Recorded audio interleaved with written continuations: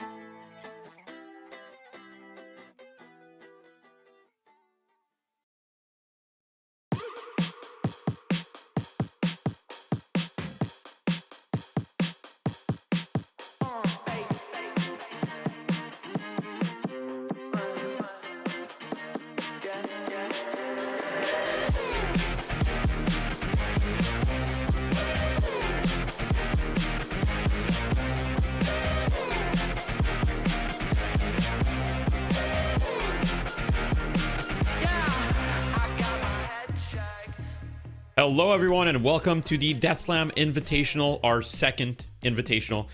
And today, boy, we've got a big day ahead of us. EU versus NA, many promises. Who will come out on top? Are you excited, Mox? I'm tremendously excited. I wasn't available to be at the first DSI, so I had to watch from afar, but now that I'm here, I'm just jazzed up and ready to see some good deadlock for the holiday season, actually. It's perfect timing. That's fantastic. I'm extremely caffeinated, and I'm ready to go. So let's give a little bit of context for everybody that's just tuning in and isn't really sure how this whole thing works. So basically, we announced the Death Slam Invitational, and we didn't region lock it. So we invited one European team at the time, Buff Enjoyers, who unfortunately disbanded and therefore were replaced by Abrahams with 4 invited slots. There was an open qualifier for the 4 other teams. So 4 teams were invited, 4 teams qualified. The open qualifier was last weekend. It was not streamed. And 4 teams came out of that. And those teams are Cheesy Bread, Kawaii Crew, as well as Loki. Sorry, it wasn't Loki W. There was actually Chocolate Labubu's, but Chocolate Labubu's disbanded, unfortunately. So we had to replace them. But the teams that came out of the qualifier that are still together are Leviathan, Cheesy Bread, and Kawaii Crew. And Loki W were actually eliminated in the qualifier, but we re-invited them as they were the kind of 5th place team. So that was last weekend. Now, today, we've got a lot of matches ahead of us. We only have one stream, so we won't be able to cover all of them, but everything except the lower bracket final and the grand finals will be today. And something that's different about this tournament is that the grand finals are going to be a best of 5. And, it's definitely very possible that the grand finals may be NA versus EU.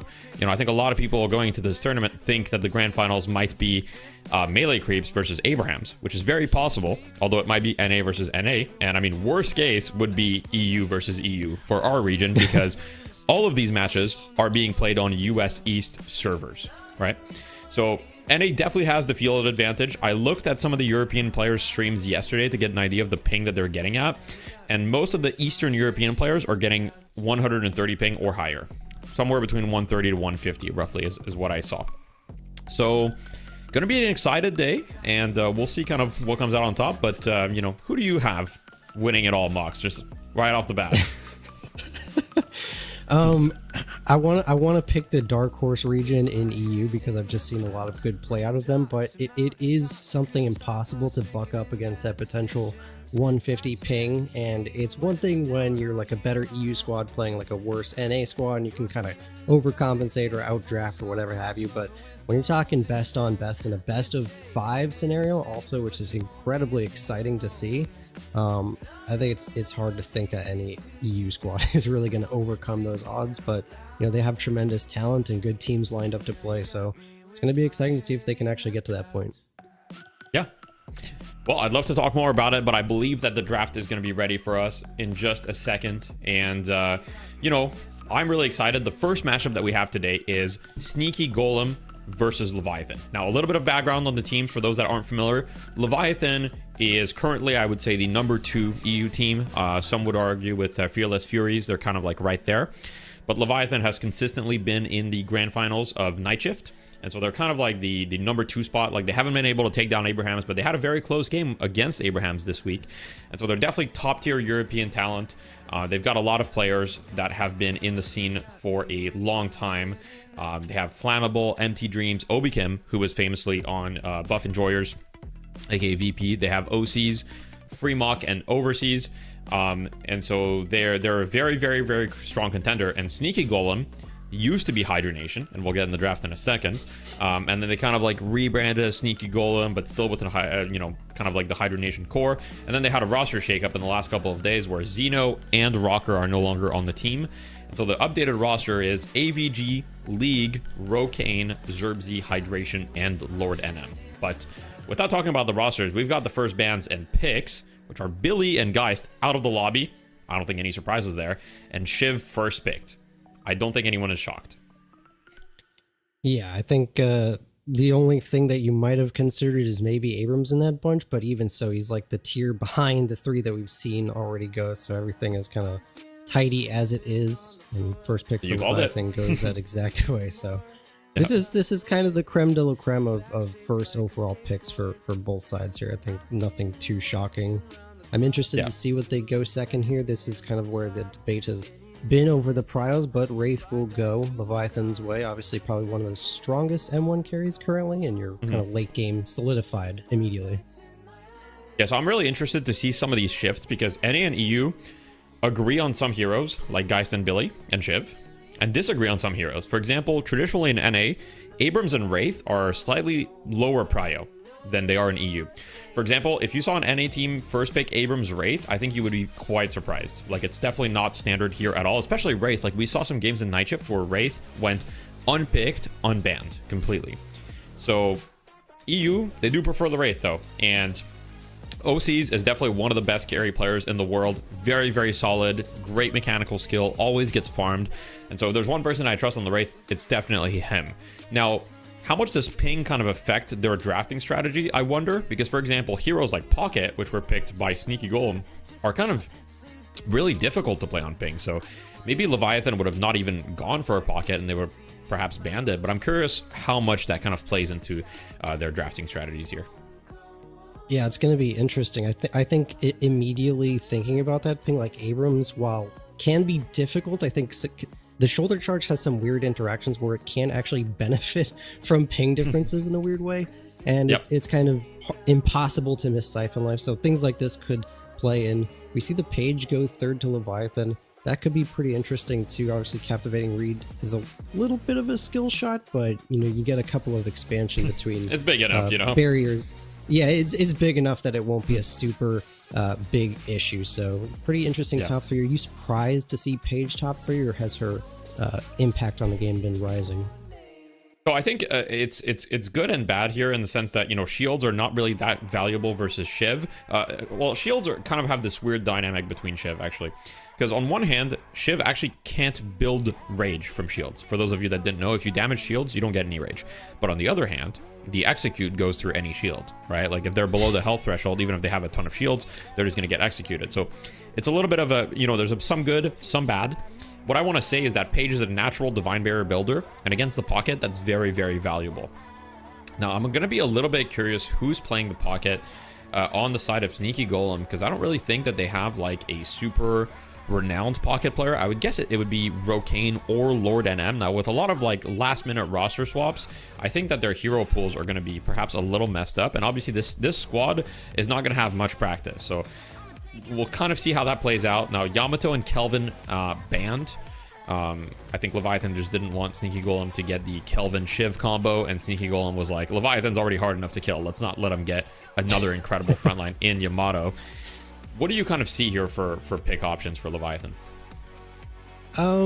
It's interesting because EU always has this weird like affinity to kind of going the haze, but you would see that come out much later. I think Mo and Krill is still available on the board, a very powerful hero, and it also kind of fills in another kind of frontliner when that hero pool has kind of been pinched. It's interesting to see the Doorman come here. I was thinking that might have been banned because the prio on this hero has been so high lately in the higher levels of play, but it does kind of play into a strange pseudo pick role, and also does a great job of kind of eliminating heroes like Shiv from team fights. So I think that's a really nice pickup out of the second bans. Yeah, I think what we're seeing here perfectly highlights the two different priorities between NA and EU, where EU generally drafts more utility early and a very beefy frontline, and NA prioritizes the kind of like high tier hard hitters, where, for example, Shiv and Mirage are very commonly, called OP in NA for sure, and I think in EU to an extent as well, they would agree that those heroes are very, very, very strong. And then we've got the Viscous as a response, which can certainly help against, Abrams Charge, like Doorman combo. And then the Lash, 5th pick, which has been gaining some popularity. The hero, I think, is quite strong right now, a little bit weaker in the laning stage. But one thing Sneaky Golem have going for them is that lane is the part of the game where ping matters most. And so in lane, Sneaky Golem should be fine. Yeah, I'm super interested, and I wonder to pick your brain since you are the foremost Lash player around, and it's kind of the title of the entire brand as it were. So I wonder if you could kind of detail like why you think like Lash is actually climbing into the higher tiers of priority. I think Lash uses the 4-point AK Spirit Spike very well. And right now, that's kind of like a really strong part of any hero has to be able to kind of like use the Spirit Spike. If you look at all the heroes on Sneaky Golem, a lot of them are going to be able to use that Spirit Spike very well because it's kind of a little bit stronger than the other ones, right? Like you can't out-tank your way out of the Spirit Spike because it just does so much damage, then buying greens doesn't really do enough for you. And Weapon just comes online a little bit later. So Lash benefits from that kind of like dynamic. The game is also a little bit more fight oriented, and defending your walkers is also easier, which Lash also benefits from. So there's kind of a few factors that I think benefit Lash this patch. I do think that obviously there's still counters, right? Warpstone, Counterspell, like all of these items still kind of screw Lash over, but you can still get enough value, and it's still really hard to play Lash into these fights. And if you look at Leviathan, they don't really have any great answers to Lash. I mean, they'll have to buy maybe like a knockdown or slowing hexes, but you know, until Abrams gets Phantom Strike, they don't really have any great ways to deal with Lash so far. So we'll see kind of like if they feel like they need to respond to the Lash specifically, or if they feel like they can play around it. But I think that getting a hero that could shut down the Lash, or getting heroes with invincibility frames that can dodge Lash would be helpful for them. Yeah, I was just going to say, and it came through in the draft. Paradox is a great Paradox would be a great fit. You get natural silence against a lot of characters that are not going to be too happy to be silenced. And now you don't necessarily... I mean, Paige is going to wind up building Knockdown anyways, and the Viper last pick is actually super interesting, because there's talks and murmurs about how good the character can be, but then sort of like falls off a cliff later into the game, and maybe not the best like comp setting hero. But we've seen Empty Dreams play out some really insane Viper games, I believe, in the qualifier stage. So I'm not too shocked to actually see this pick come through. I wonder what your thoughts on Viper is in current competitive meta. Viper, I think, is a very underutilized hero that has a lot of potential, especially a very strong early lane. Now, the last two heroes, sorry.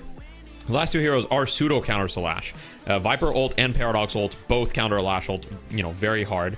I think the Viper is also really good against Pocket, for example, because you just have like such high burst potential. If the Pocket's ever half HP and you just ult and Lethal Venom on the Pocket, they just die. So I'm interested to see how it plays out. Now, one thing that I will say is that Lash also is good against Viper because of the knockups. So I doubt that this will be kind of a traditional like full carry Viper. I think this will be more of a hybrid, like leaning into Spirit first, a little bit more for pick potential. But Leviathan has a ton of utility, whereas Sneaky Golem is all damage. I'm going to be honest. Like Mirage has no utility, Shiv has no utility, Pocket has anti-heal, Lash has some utility, yes, Viscous a little bit, but in terms of when it comes to crowd control, stuns, etc., you look on Sneaky Golem, I mean, they don't have any reliable stun. All of their stuns are unreliable. Mirage Tornado. Exactly. And on the side of Leviathan, they have Swap, extremely reliable. They have the Doorman Cart, which can be reliable. They've got Page Root, Abrams Charge. And so I have to say, from a teamfight perspective, Leviathan's draft is, in my opinion, largely better. Whereas Sneaky Golem's draft is probably heavily prioritizing player preference as well as just large burst potential, and the Calico pick really highlights the idea they're going for, which is just they have extremely heavy Spirit Burst. But is that going to be enough to break through the Page barriers and the Abrams tankiness? I guess we'll see.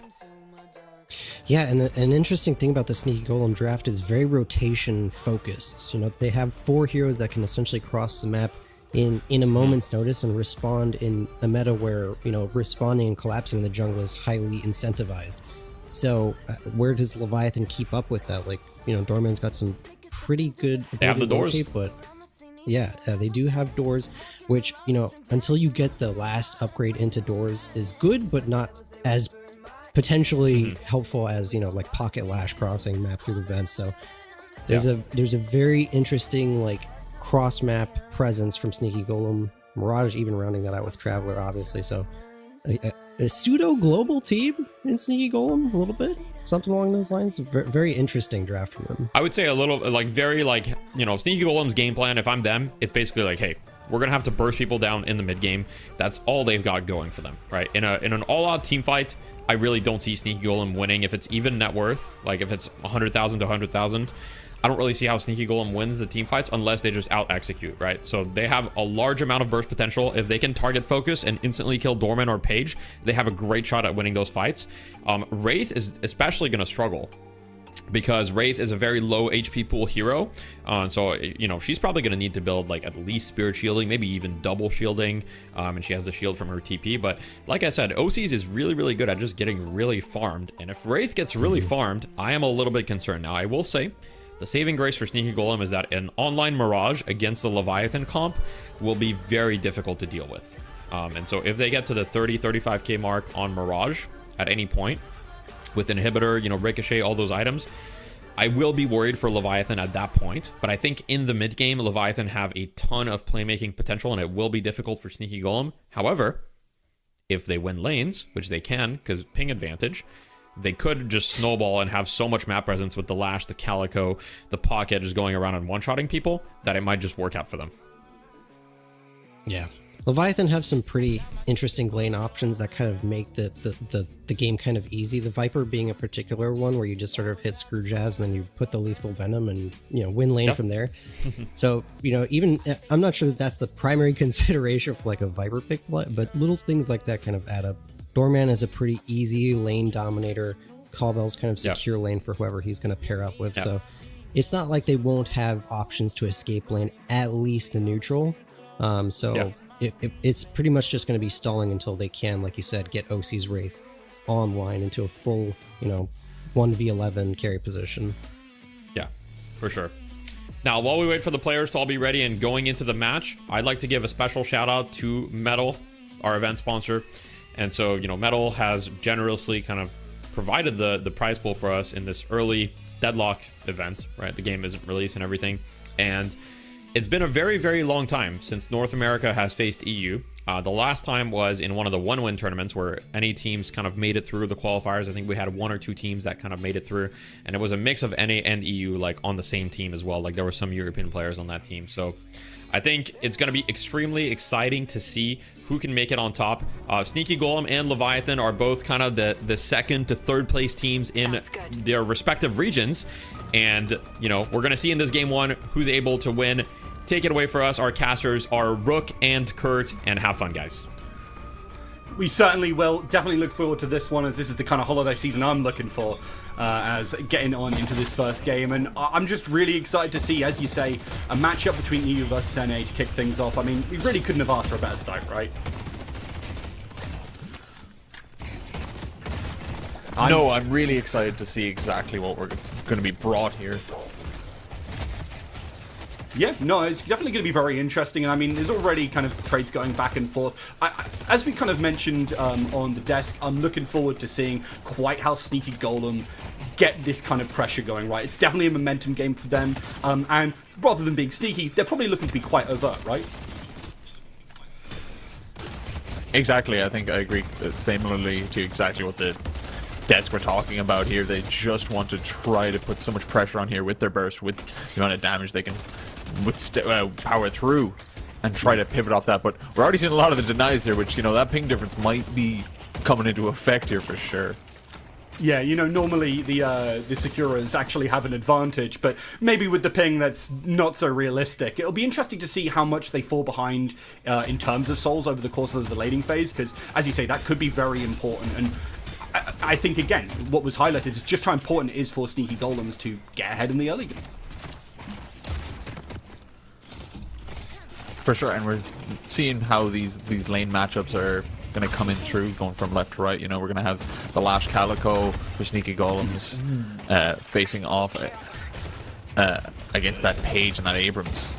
So that's going to be a tough lane to beat anything out on for the side of Sneaky Golem. You're just trying to break through all that, through the shielding, through the tankiness. It's going to be so difficult to do, which that's exactly what Leviathans are going to try to do, not let the lane get lost. Yeah, no, absolutely. I mean, I really love the Doorman and the Wraith as well going together, just making sure. I think it was kind of, again, mentioned on the desk that Doorman really can secure a lane for whoever they're with, and making sure that Osus gets this money, gets this this cash in hand is obviously a really important part of it, because those souls are going to power them forward and get them to that point where that, you know, 1v11 is really going to come to fruition. Yeah, that is absolutely true here. And seeing now also on the right lane, we got the Viper Paradox versus that Shiv Viscous, and once again, like, just setting up these lanes where you're trying to make sure you get as much power as possible. The Viscous Shiv gonna have a lot of sustain, a lot of tankiness, a lot of pressure. Yeah, no, I mean, it absolutely can. I mean, it's a big thing, right? Obviously, after some of the nerfs to it, Viscous is a little bit less scary in lane. Obviously, doesn't have that same kind of burst, but still can provide, as you said, a lot of that kind of ability to regen, ability to put pressure on, and certainly can lead to some picks when you got a strong character like Shiv just sitting behind. Good trade.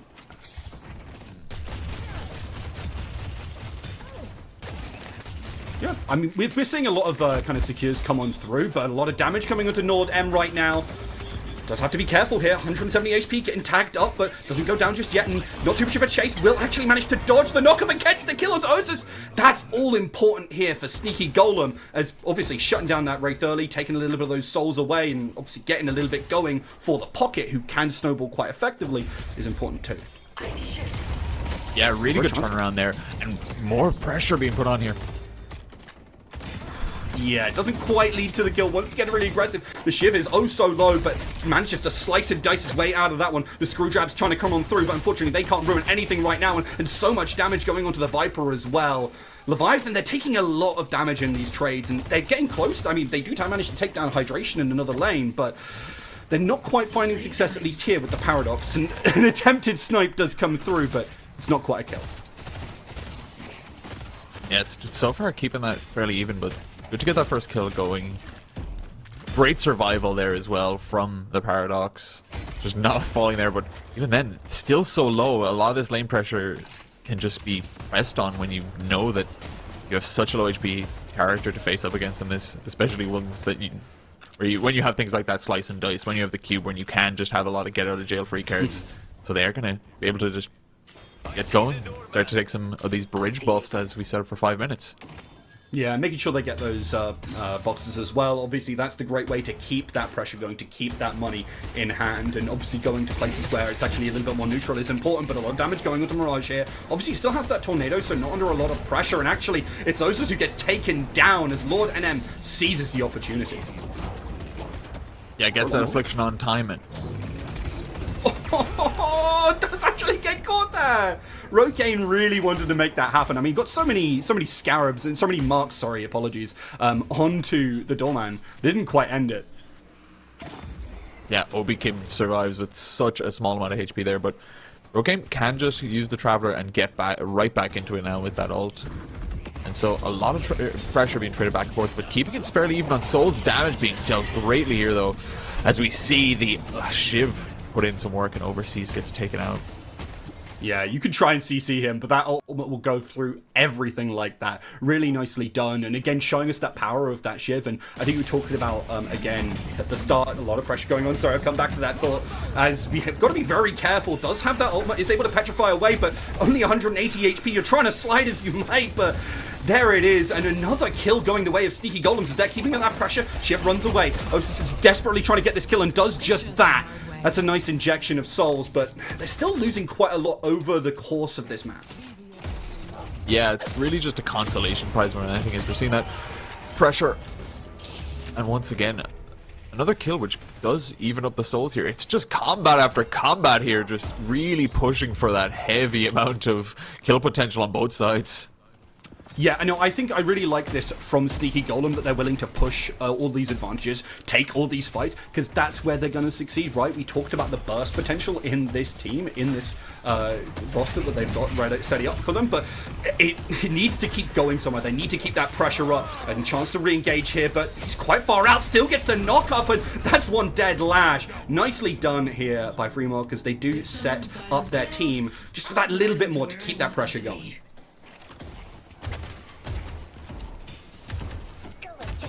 Yeah, and so far we've seen Sneaky Golem lose a lot of these picks now as we get a little bit deeper into this lane. Just getting caught out a few times a bit more than they did in the early aspects, and now they can just keep being pushed here. They're seeing the pocket falls as well. Lord NM gets pushed on by that Paradox, by that Viper. And once again, they're just going to keep that up. Constant fighting, but the souls are still fairly even. It's only a 2k difference right now as we keep pushing forward, and the Sinners are going to be up very, very soon, which that'll be a huge amount to see where you can get your lane prio and you can start to push some leads. Yeah, we have had those spikes start to come on through, so I will 100% expect to see people fighting and fighting and fighting. As this is really where the advantage is going to be made or broken for Sneaky Golem. They've got to find, well, just these fights. Obviously, they can get these walkers as well. Sorry, these Altagallians as well, but they need to just be looking for advantages wherever they can find them. But it feels like every time they try and do so, they're just getting caught out. This Lash is not able to find quite the kills they want to get. They're not getting the advantages and that momentum that is so key for them here. It definitely is, and as our first Guardian falls, so too will the Calico. So just getting so much value right now, Leviathans, and keeping that up, keeping that little lead, and they're hopefully going to build upon it slowly but surely, as now they can regroup onto the map to try to take some neutrals. Yeah, that's done. But I think the really important thing is right now is that Sneaky Golems, I said before that they need to keep these fights up, they need to keep the pace of the game up. But the problem is right now is that people that they're trying to fight have got a lot of tanky stats behind them, right? They've got the shields coming up from players like Flammable, they've got Fremont just being particularly tanky, and it's not really leading to enough. Osis might be caught here, he's in a very difficult situation with 3 players coming towards them. That's going to be an interrupt on the ult. That's all important to stop that Lash from just hunting you down, but still so much damage, and manages to stay alive for now. Is gets caught on the bridge, and that's got to be sour for League. And even gets caught with the wall slam. Sorry, buddy. You might just live with that cube and with the ball all coming on out, but they're not finding very much more. I mean, you're seeing Abrams take very little damage, and you're gonna have to use it to escape. And Subsea just about goes down. Yeah, that was so close, so right there. Almost getting it, but really just balancing everything out in terms of this map, trying to create some kind of advantages around, and through that tumultuous fight, they're able to find a little bit. The Leviathans get a lot of value at the end. I see that damage is being dealt for sure, but as I brought up in the team comps, there's so much CC on Leviathans. They have so much ways to create these favorable situations, especially in the extended fights where, you know, burst damage doesn't necessarily kill out quick enough. As we are seeing now, the Paradox taking some pressure. Yeah, as you kind of said, that CC is all important, right? Like, we talked about this burst and how scary it is, but it kind of doesn't matter if you compare the burst over, like, 1 second or a stun for 2 when you do the same amount of damage, right? So that's a really important thing about Leviathan's team comp, is that they can do that, and they have the shields that are all important to kind of stop, well, frankly, whatever Sneaking Golem can do, as long as they are responding within time. This is a good opportunity to look for something. Good dodge on the knockdown, and that will be a kill and a half over onto the page. They're going to be looking to take this Guardian. It should be in relatively short order. Zubsy's taking some damage, but I don't think there's going to be much setting up for here for Leviathan. And they're going to focus on just making sure they get all the cash that's sitting on their side of the map with these camps being up. Dice comes on in. It's gonna good parry here from Osis, and even has the ultimate to just lift you on up. That's a lot of damage, but Osis doesn't quite go down. Tries to use the card to get it away. The ultimate comes through, and they do take down Osis. Will there be the return kill? I don't think there will be. Unfortunately, they're on the wrong side of the map, and you can see that the Lash is trying to hightail their way through the Baroness, but it's not quite going to lead anything. 3 HP goes down eventually here, and Empty Dreams is really showing us just how powerful that Viper can be. Obviously, that ability to just do a lot of damage with Screw Jab obviously brings a lot of damage as well with their gun. So a lot of ways to just pick people alongside that ultimate. Yeah, reaching those spikes on Spirit and then eventually getting to the gun. You can just do so much with that Viper, being able to stack up the ones on the Screw Jab and just emphasizing it there. So much being able to be done here, as you see nearly all the Guardians have been knocked down. We're going to see Zerbsy try to escape here as the ball. Not quite happening. Unfortunately, did get a little bit of that micro stun from the knockdown there. And I mean, again, it's just kind of the problem is, yeah, you can certainly do make plays over on this Viscous, but if you get caught by some of these stuns, I mean, there's so much damage behind it that you've got to be very worried. There's nowhere to hide.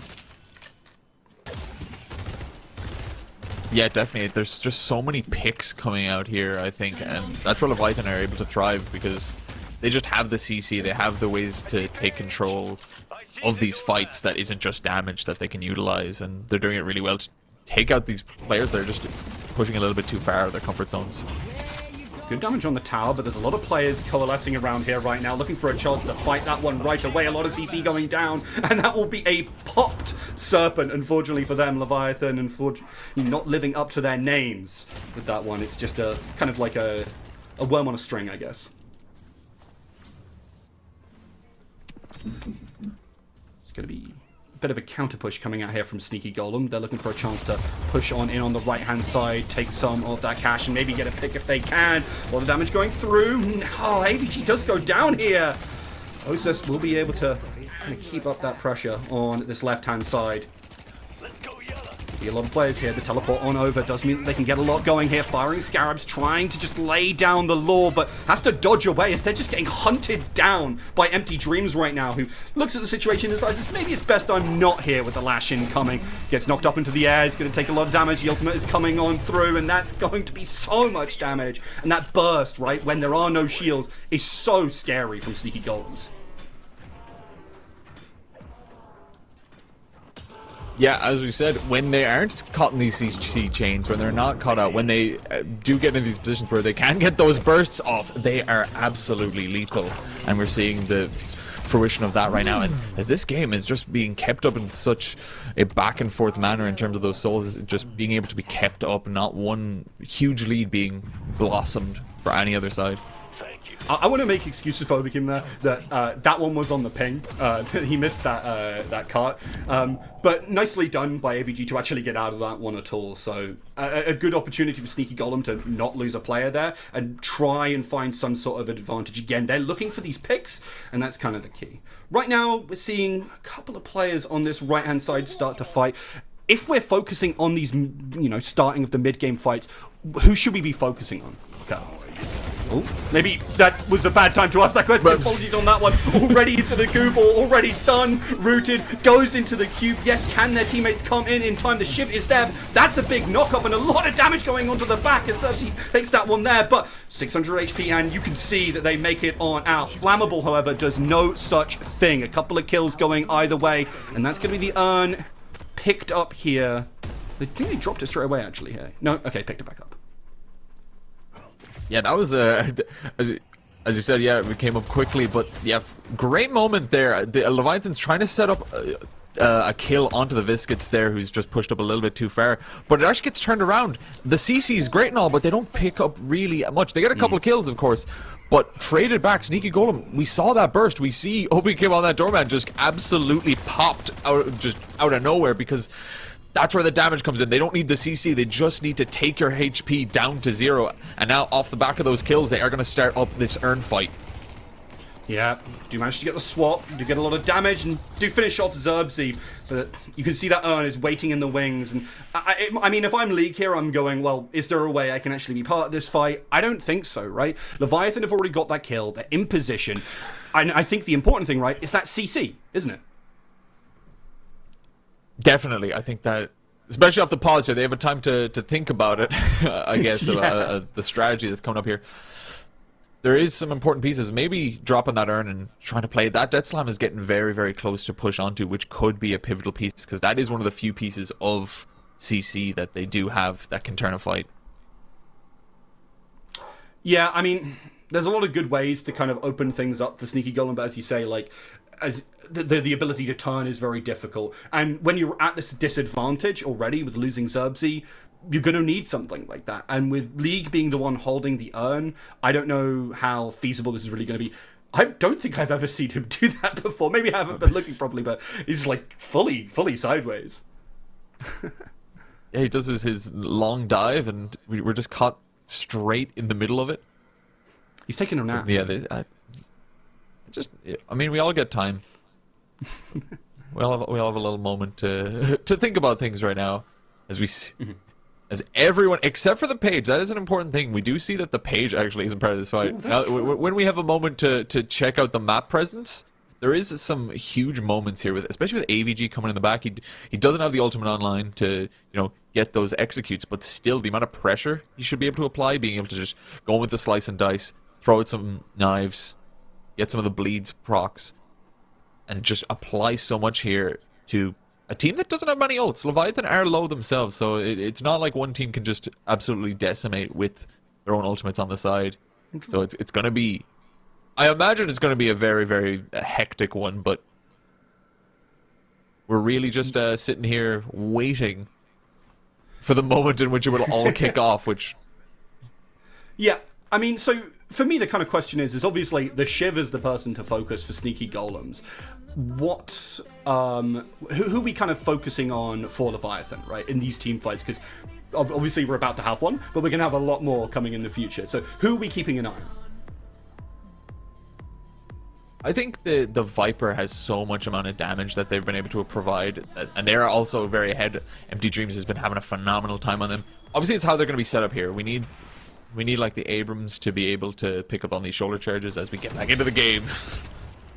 Yeah, that we do. And you can feel the tension boiling, right? Getting ready for this fight. Dropping on in with the urn and gets just about interrupted. Can they find anything off the back of it? A good cart does potentially set up for some damage, but it looks like it's to no avail. In fact, there's a full dive going on. The Viper gets sent packing. And Hobikim is the one who goes down. Those doors, and unfortunately, well, opening opportunities for Sneaky Golem instead. And now I'm... very suspicious of whether they're able to actually continue fighting here. A couple of players do continue to look for an opportunity. The Shiv is only half health, but he can heal up a lot of that. And, this is a terrible position for Overseas to be on in. But gets in... the telekinesis was so key. The Lash able to find nothing, gets swapped back on in. But it's Fremok who falls while all of that damage was being unloaded by Leviathan. They didn't have enough to kill League, and they lost way too much in the meantime. Yeah, they have some fantastic setups, but it's in the middle of those moments that they're having struggles. We saw that the last couple of times. Sneaky Golem just able to do so much damage to take out crucial pieces. Like Obi-Kim falls early there, and then as the fight gets extended, somehow the damage just keeps coming on through. Yeah, no, I mean, they managed to keep on finding good opportunities here, in spite of everything. And honestly, Leviathan do manage to get a couple of kills, so it's not all doom and gloom. They're only down 2k, and again, at this kind of point in the game, that 2k to 1k doesn't even really matter too much. Again, having some lag problems, to be expected. Again, I think the majority of Leviathan are from Eastern Europe, so I'm not shocked, kind of, as Deathy mentioned. Again, I think it's 130 ping at best. Frankly, I wouldn't want to be playing on that one. It does look like Zerbsy is the one who just disconnected, though. We're kind of seeing people spread out a little bit more. They've done the reset. Yeah, it seems to be lots of viscous. Yes. Does seem to be some kind of resetting, making sure they're picking up the rest of those souls. How far away do you feel like we are from kind of one of those pivotal moments, looking towards something like the mid-boss?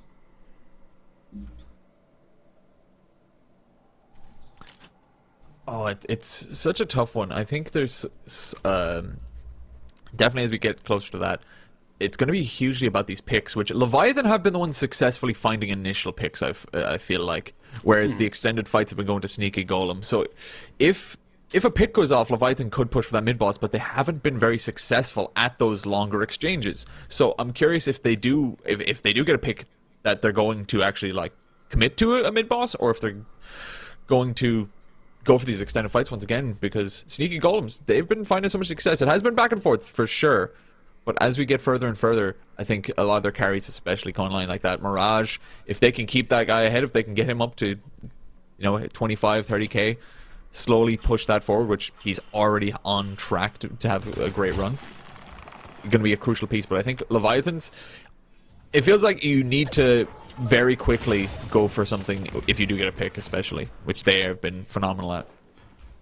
Yeah, I mean, the worry always is for Leviathan is if they have that initial engage and they have to burn a lot of those shields, there's a lot of different burst sources. That's the very important, a diversity of burst sources coming out from Sneaky Golem. So let's say we see all the Divine Barrier that's now coming out from Obikim getting used early here. It's a very scary scenario where instantly you see someone popped, right? We've seen it happen to Empty Dreams in particular, right? I think League just like re-engaged on them and instantly killed them. It's a very scary scenario to be in, because you're thinking extended is good, but well, unfortunately, it might just be more time for you to die in.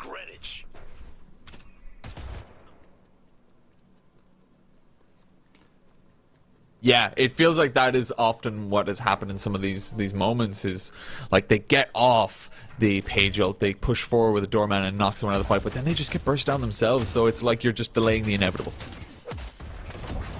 Yeah, no, it certainly does feel like that sometimes. The man does manage to keep themselves at an arm's reach right now, as it seems to be, again, that focus towards mid right now. Obviously, a lot of players, a lot of characters on Sneaky Golem right now have the ability to rotate. That's a key function of, well, frankly, of their team comp. So it's an important thing to remember that this can easily change into a multi-man fight for either side right now. So some aggression going to hydration, doesn't opt into it much more, just going to keep an eye on that farm. But we see, again, that kind of core of Sneaky Golems ready to pounce at a moment's notice, kind of as for right now.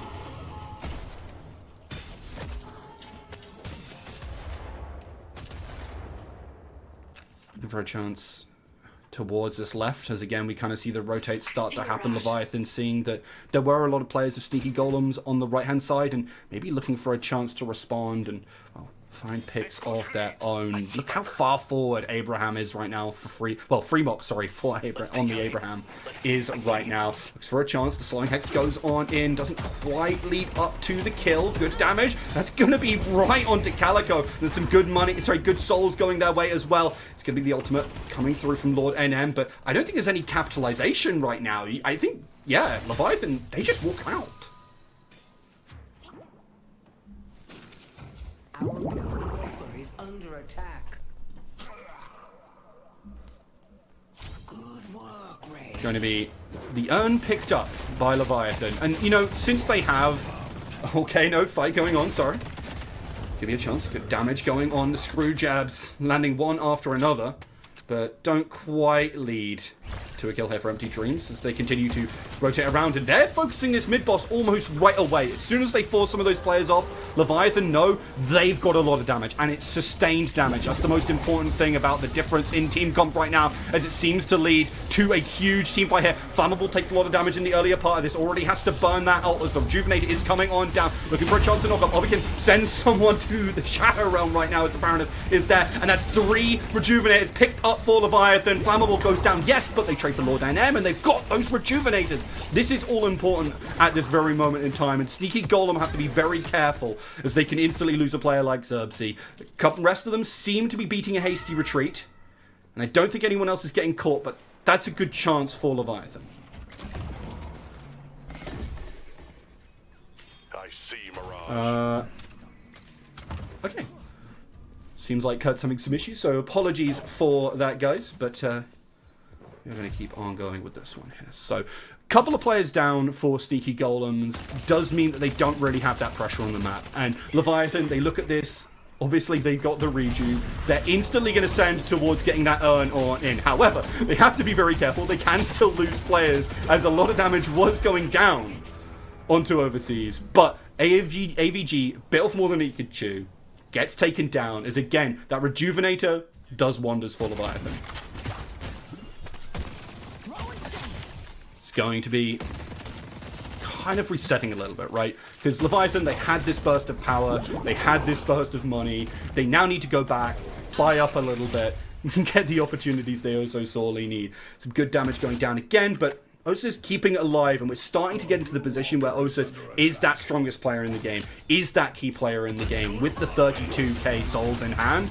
That's exactly where you want to be, and frankly, it's the comfort zone for both Osis, Leviathan, and the Wraith, importantly, too. So, exactly where they want to be. I see Paradox. Let's go to Broadway.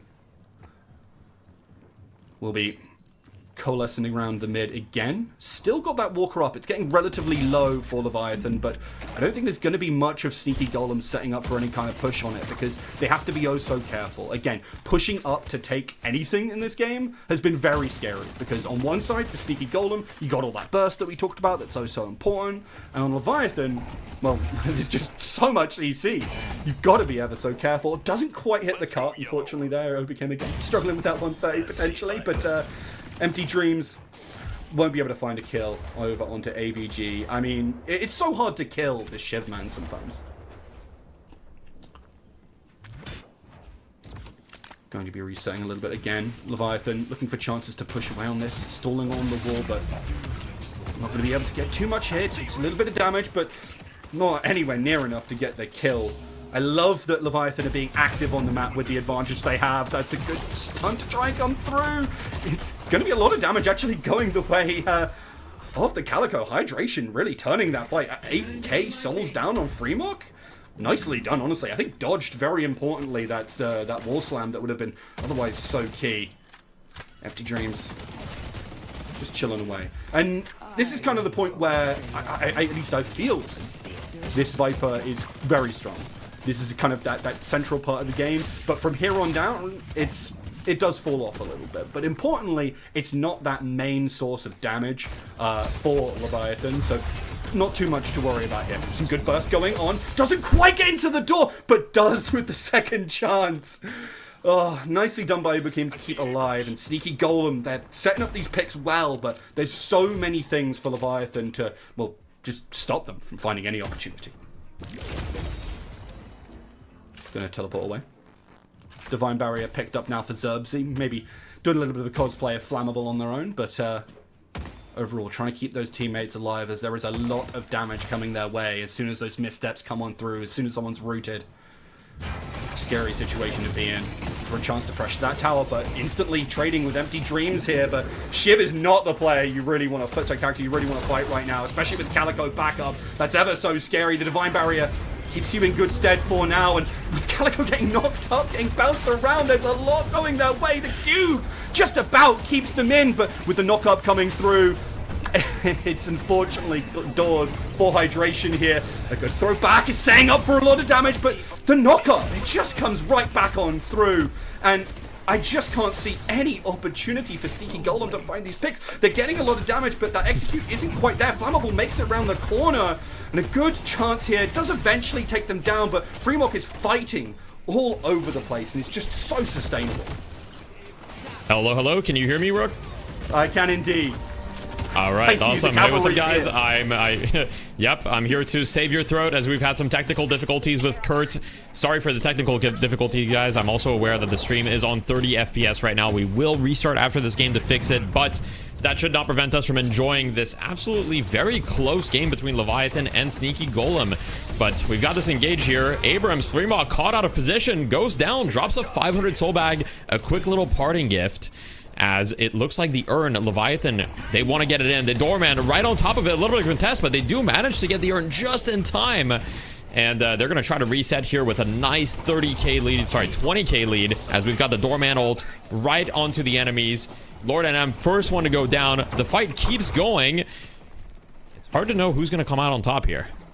Yeah, they do actually get Empty Dreams here. You can see that Overkim is looking for a chance to make something happen, but instead just manages to make his escape. So it's not, well, maybe not actually, sorry. It does have the shields coming through. I was a little bit worried for a second there. And even the knockdown, stopping that one in its tracks. And I feel like League is having a little bit of an unfortunate day here.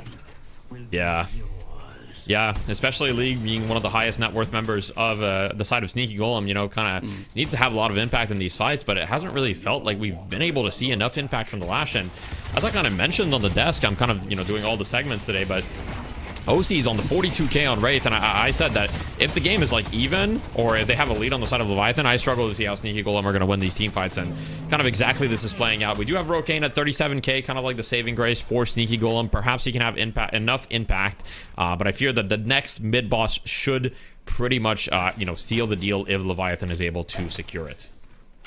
Yeah, I mean, honestly, kudos to Sneaky Golem, at least initially, even though there was that kind of 20k advantage post the initial mid-boss, they actually kept up pretty well. They were taking some of these fights nicely, but I think we started to hit some key breakpoints, especially for Osis, who's now on 43k souls, and it's really making a big difference, right? Especially with the backup from Oberkim, and Oberkim also picking up the Divine Barrier means that sustainability, the ability to keep you alive as well, is so key, and I think Sneaky Golems are really hitting a speed bump.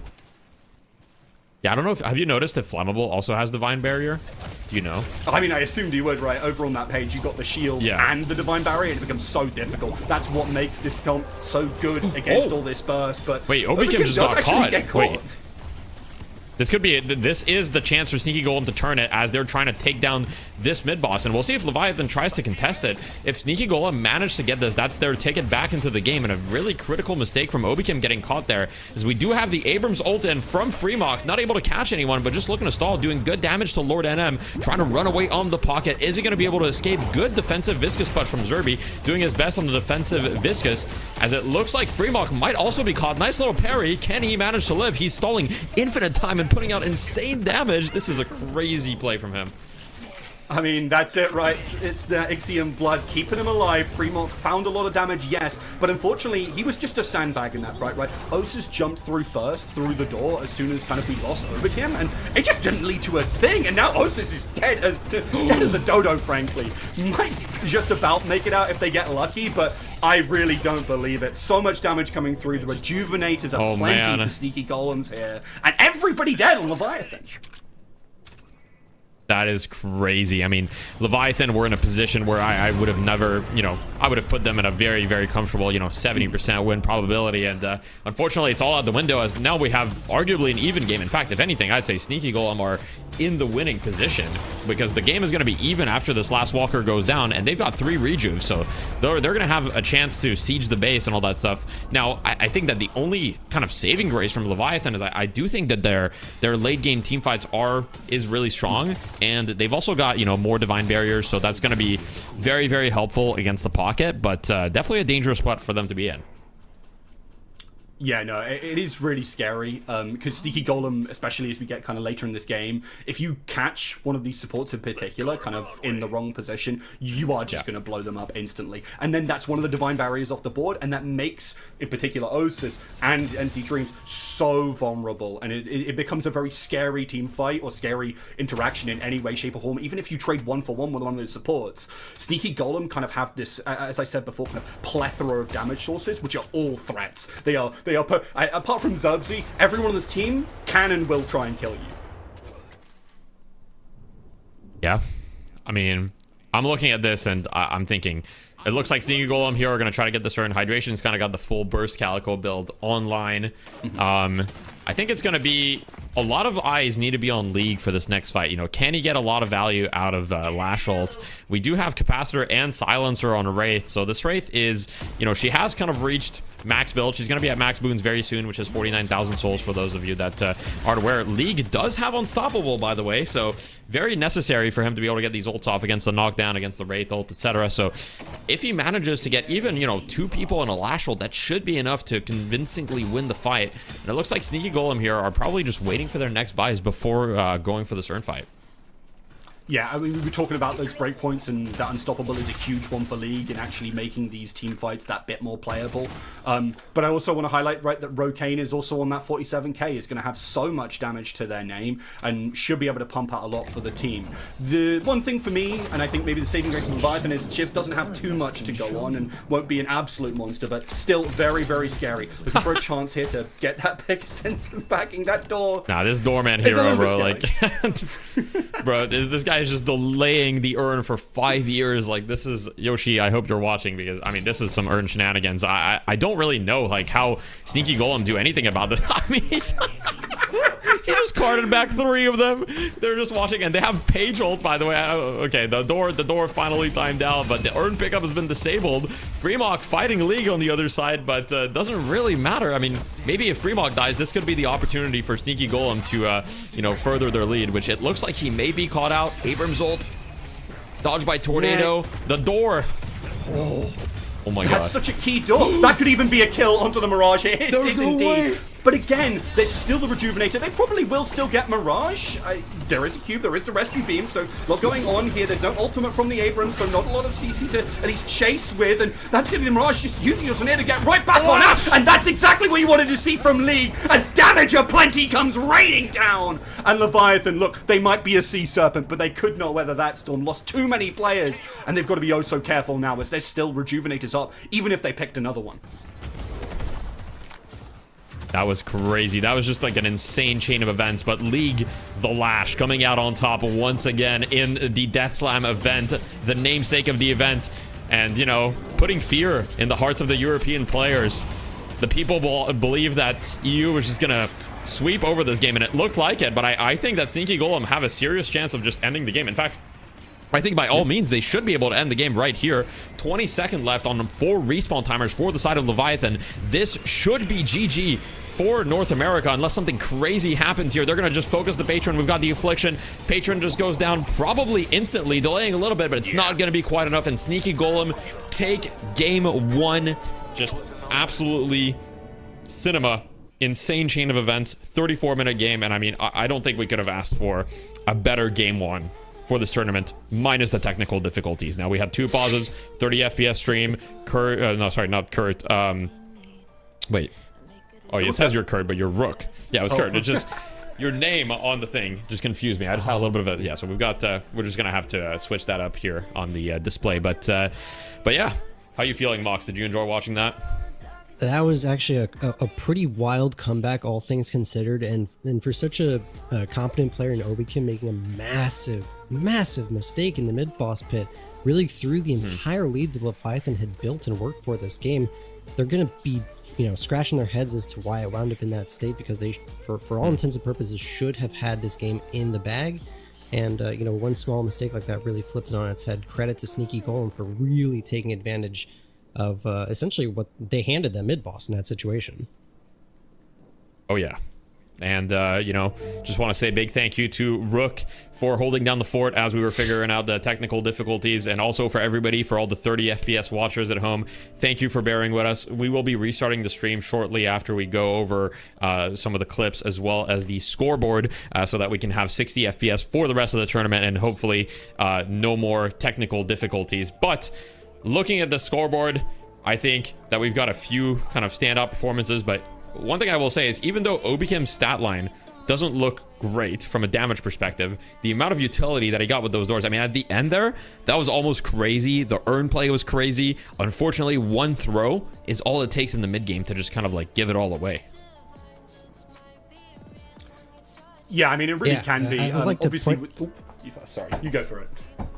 Go for it. Continue your thought. Go for it. Okay, I was just going to say, yeah, no, I mean, especially with all the pick tools that Sneaky Golems have available to them, with the backup as well of going straight for that mid-boss and being able to pull all the players into the perfect place at the perfect time. I mean, it's just so scary to take a lot of these fights, and that's why I think a lot of European teams are focusing on things like the utility to make those fights that little bit easier. But when you've just got threats from every direction, I mean, Sneaky Golems manage to just find those openings.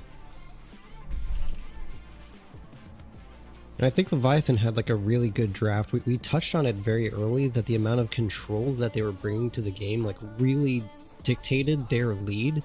The laning phase went the way of Sneaky Golems for the most part, until Empty Dream started to like rotate and bring this like early aggression from Viper that can really like make the character.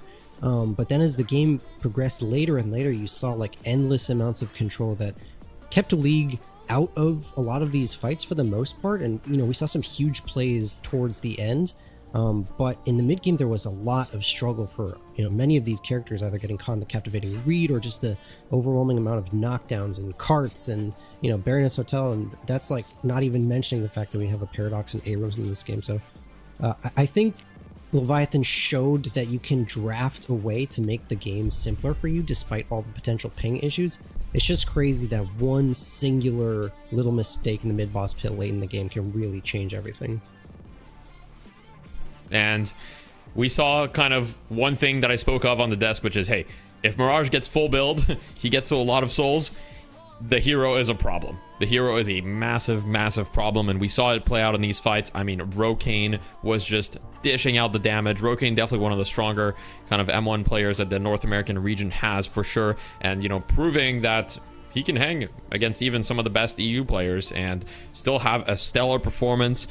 For me, I think Rokane would be player of the match. He managed to get farmed. He was kind of the saving grace a lot of the time for the side of Sneaky Golem, and he had a great performance, great damage, great survivability. Only 2 deaths to his name against the catch-heavy composition that Leviathan had with a Paradox and Abrams and just a lot of potential problems. So you know, really shout out to Rookane and of course the Lash of League kind of pulling through towards the end. Now, I don't actually know if, I think we have a few clips to go over. Is that correct, Mr. Kashi in the production? Oh, we have no clips? Okay, sorry. So we're going to be restarting soon, correct? All right, sorry about that. Just verifying the information because we're doing things a little differently. So we're going to be sending to a break very, very shortly, and then we'll be back with game 2. So we're going to be restarting the stream. So make sure that you stick around and press F5. Since the stream is on a 60-second delay, there's going to be about a minute where there is no stream on the channel. So just hang tight for about a minute. We'll restart stream, and then we'll be back with hopefully a very smooth broadcast experience for game 2. Thank you so much for bearing with us and for watching the Decisive Invitational. We'll be back in just a little bit.